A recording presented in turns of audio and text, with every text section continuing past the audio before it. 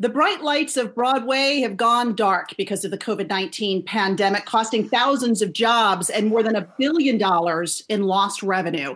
Joining us now is Tony-nominated actor and producer and American Idol finalist, Constantine Maroulis. Constantine, it's great to see you. It's been a long time. It has. Good morning. Thank you, Alexis. Thank you, everyone, for having me.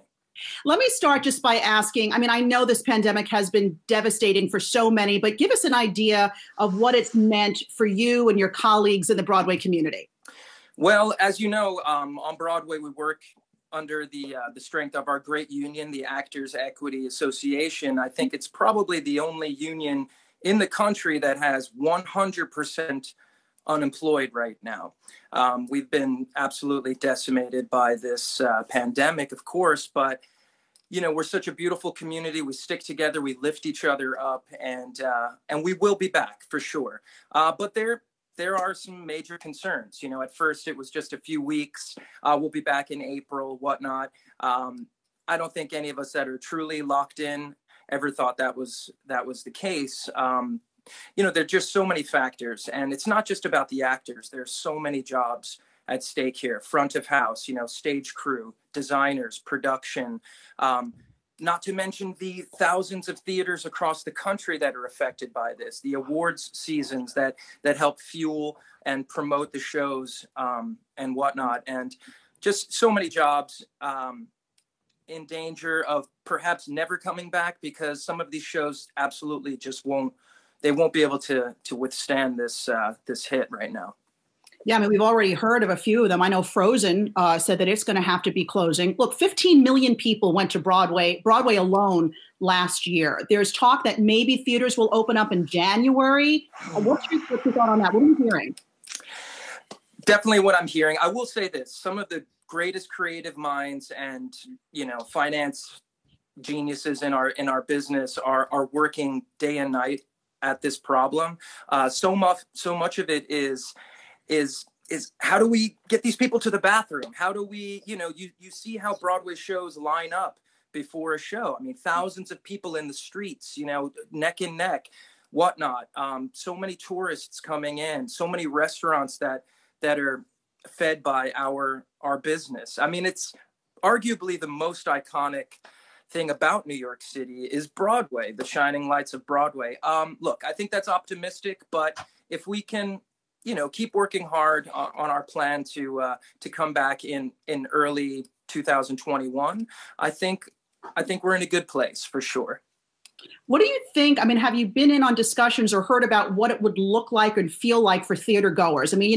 Airlines are doing like the every other seat. They're keeping the middle seat empty. What might it look like in those theaters for us? Look, I've seen all of the designs out there.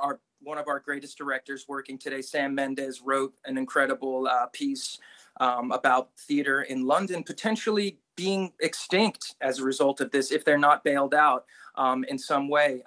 Here, essentially 3 families or so run Broadway, their companies, the Nederlanders, the Schuberts, we have the Jew Jamson family as well.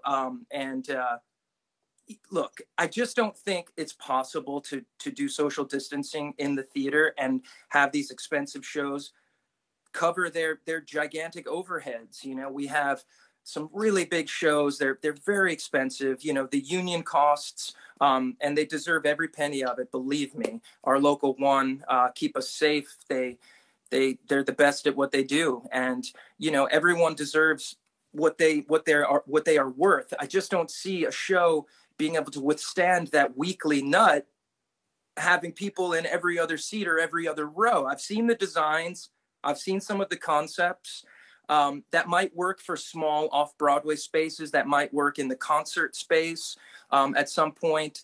But I just don't see how that can work with Broadway. And we don't want to come back like that. We want to come back big.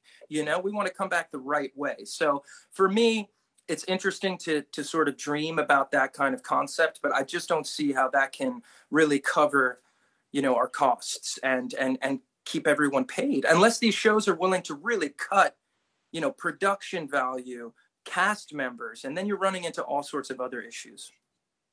Constantine, you were in the Hangout. You heard our Millennial Dad investing segment. Have you been swept up into the stock market as a way to plan for your financial future? Well, I have a great team of business managers that help me out, and we've all been lucky enough to make some good decisions along the way. I leave those decisions up to them for the most part. They have me involved in some safe investments and whatnot. I'm more of, as far as the producing side of Broadway, I'm someone that loves to put great people in the same room together. I know how to go out there and raise money. There's a lot of big Greek money out there that I've been lucky enough to tap into along the way. Alexis can attest to that. And I've garnered some respect over the years with my work on Broadway. So people trust my taste, and I don't just invest in anything and any show out there. So I have some great people at Wolf Weissman. Shout out to Mitch Addis. Great team. They've been keeping me afloat because it's not cheap being a single dad in the suburbs with elderly parents and whatnot, and everyone sort of depending on you, and a whole lot of no work happening right now. But we stay busy at home doing content and teaching and really sort of focusing on ourselves as well. So speaking of that content, I know you're a classic rock guy at heart. I've seen you rock out, especially to Don't Stop Believin' by Journey, right? I know you're actually making new music during this pandemic. You're going to be dropping an album in a few weeks. Dropping an album, yes. A 44-year-old man dropping his adult rock record any day now. Yes, my new album of original music is available right now for pre-order at ConstantineMaroulis.com. It's coming out on Noble Steed. It's a collection of just personal, love letters to rock and roll. Truly, I've been through a lot these last 5 years. The album comes out July 10th, but it's available for pre-order now. There's all kinds of fun stuff. And another album came out today, a concept album I did with some Broadway folks and some cool videos, but you can catch up at ConstantineMaroulis.com. Lots of fun stuff. A couple of movies coming out later this year. Not Transformers or anything, but some cool indie films. You're a busy man, and we're looking forward to all of it. Thanks for the work you're doing, and best of luck, Constantine Maroulis, to you and to all your colleagues there on Broadway. And hey, listen, don't stop believing, all right? I know that's definitely the concept for sure. We will be back on Broadway. We will be back to live entertainment, but we just have to have the faith. So there you go. Well said. All right, Constantine. Happy Father's Day. Thank you. Hey investors, Zach Guzman here. Are you interested in learning more about the markets and getting the latest financial news? Well, then click right here to subscribe to our Yahoo Finance YouTube channel. Get the latest up-to-the-minute market analysis, big interviews in the world of finance, and information on how to manage your money every day wherever you are.